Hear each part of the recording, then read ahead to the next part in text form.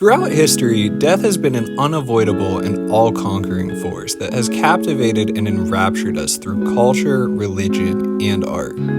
What is it about the act of dying that has fascinated us since the beginning of time? Could it be that death represents the ultimate unknown and therefore will always be compelling to the inherently curious among us? Or perhaps it's just a built-in primordial fear in which our survival instincts lead us to ponder death so that we can do our best to avoid it. Today I will be diving into our complex relationship with death throughout history. My primary source and the inspiration for this video is Death and the Afterlife, a chronological journey from cremation to quantum resurrection, by Clifford A. Pickover. I use his timeline as my jumping off point to research some of these topics, but my goal is to provide a surface-level introduction to these topics. So I can't recommend this book enough. It's incredibly interesting and well-written, as well as just being a joy to flip through or even just have on a coffee table. If you're interested in learning more and hearing his specific views on any of these topics, there will be a link to his book in the description of this video. So without any more stalling, let's jump back a couple dozen centuries to our first entry. The earliest known method of body disposal is cremation, which is the act of burning a corpse down until it's nothing but ash. Early acts of cremation most likely took place outside, either out in the open or on open-air pyres. Hindu funerals still use pyres to this day in places like India, Nepal, Bangladesh, and Indonesia. The first known cremated body we discovered belongs to the Mungo lady. Her body was discovered in Australia and is believed to be from around 20,000 BCE. Her corpse shows that an elaborate funeral ritual was likely performed. Her remains were believed to be burned, then smashed to pieces, then burned a second time. After this, her remains were covered in ochre that had to be transported from several hundred miles away. This makes it very clear that people cared about this person's passing, even all those years ago. Modern cremation usually takes place in an enclosed furnace.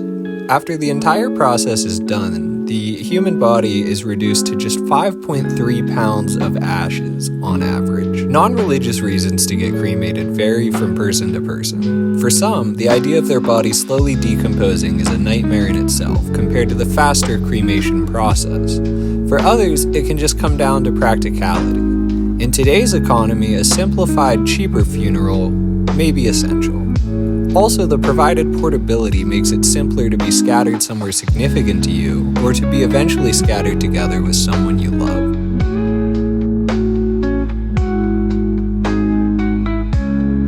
Burial seems to be the second method of body disposal adopted throughout human history. The Natufians were an Eastern Mediterranean people living from 12,500 to 9,000 BCE that were one of the first cultures to have cemeteries. These plots would sometimes contain over 100 skeletons in a single confined area. Prior to this, burial was a thing, but was mostly singular, isolated graves. In 2013, impressions were found on 4 Natufian graves that came from the stems and flowers of sage, figwort, and mint plants.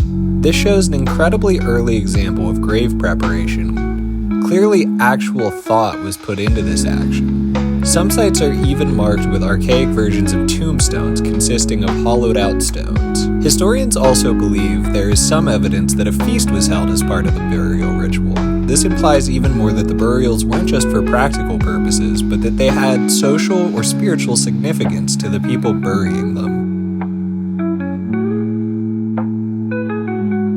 The third method of body disposal that humans seem to discover is mummification. A mummy is defined as a body that has been preserved to avoid decomposition. This can occur on purpose or entirely by accident. A body can end up mummified via cold exposure, chemical treatment, drying agents, or even by being submerged in a bog if conditions are right. The oldest mummy is dated to 5050 BCE and belongs to a child of the Chinchorro culture. The Chinchorro were believed to have created their mummies by removing the limbs and head from the body, then reattaching them after the removal of internal organs. Occasionally, they would even strengthen the integrity of the mummy using sticks to retain its form, or by using mud to sculpt more lively human features. There is even some evidence that the mummies were repainted at times, leading to speculation that they were kept around the house as a piece of decor. Much later, Egyptians would go on to create the most iconic mummy imagery to date. The Egyptians would also remove the internal organs, but would leave the heart, as they believed the heart and soul were connected. They would even remove the brain through the corpse's nose. They would then use naturally occurring minerals to dry out the body. Ancient mummies have also been found that formed from more natural processes. If a human body falls into a bog, the bog's pH level will lead to the body being preserved in a similar way to how pickles are preserved in vinegar. Mummies can also form naturally from freezing. The oldest known European example of a naturally occurring human mummy is Otzi the Iceman, named so because he was discovered frozen in the Ötztal Alps. Historians speculate he was murdered and left there to die due to him still having an arrowhead jammed into his left shoulder. In the modern day, we can preserve bodies by replacing water and fat within the body with plastic in a process known as plastination. This allows the preserved bodies to be touched and studied without decaying or producing bad smells.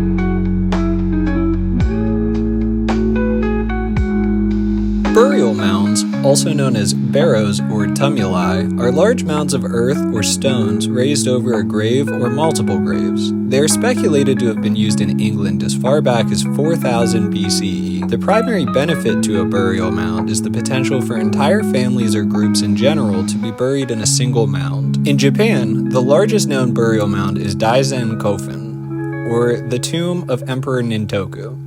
It is keyhole-shaped and over 500 meters or 1,641 feet long. This makes it larger than the Great Pyramid of Giza. Some Native Americans also used burial mounds to part with their dead. One of the largest known is Grave Creek Mound, located in West Virginia. It currently stands 62 feet high and 240 feet in diameter. Experts guess that over 60,000 tons of dirt had to be moved just to create it.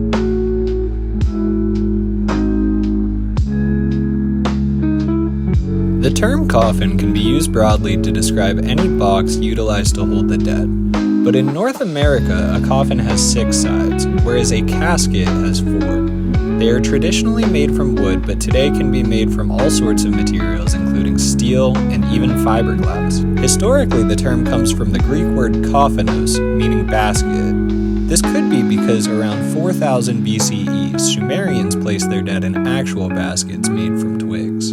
By the time of the ancient Egyptians, they were making much more lavish coffins decorated to look like the human body. Occasionally, they would even carve their enclosures out of stone. The stone structures are known as sarcophagi. In the 1800s, safety coffins began being sold to calm down fears of being accidentally buried alive. Designs included tubes to allow oxygen to enter from the outside and bells being attached to the corpse's hand to allow them to ring a bell. One even used a ball on the corpse's chest to raise a tiny flag if they moved. However, it was susceptible to false alarms caused by the natural decomposition of the human body. In modern-day Ghana, fantasy coffins have gone viral with designs based on the life of the deceased.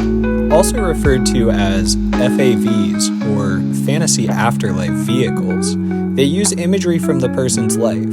They double as pieces of art and could be anything from a pirate ship, to a crab, to a fresh pair of Nikes. Thank you so much for watching this part of my deep dive into our history with all things death-related, the afterlife, just about anything you can think of that's a little bit twisted or macabre, I suppose. If you enjoyed it, I would really appreciate you hitting the subscribe button, liking, doing whatever it is you want to do with all that stuff. I wouldn't want to see anyone miss out on the rest of this series or any other future series I decide to tackle. I believe this timeline should have over 100 entries when I'm finished with it, so we're just getting started here. Hopefully I helped someone out there learn something cool or interesting or new today, and maybe even opened a few minds into exploring some of these topics. Thank you so much again. See you later, gangster.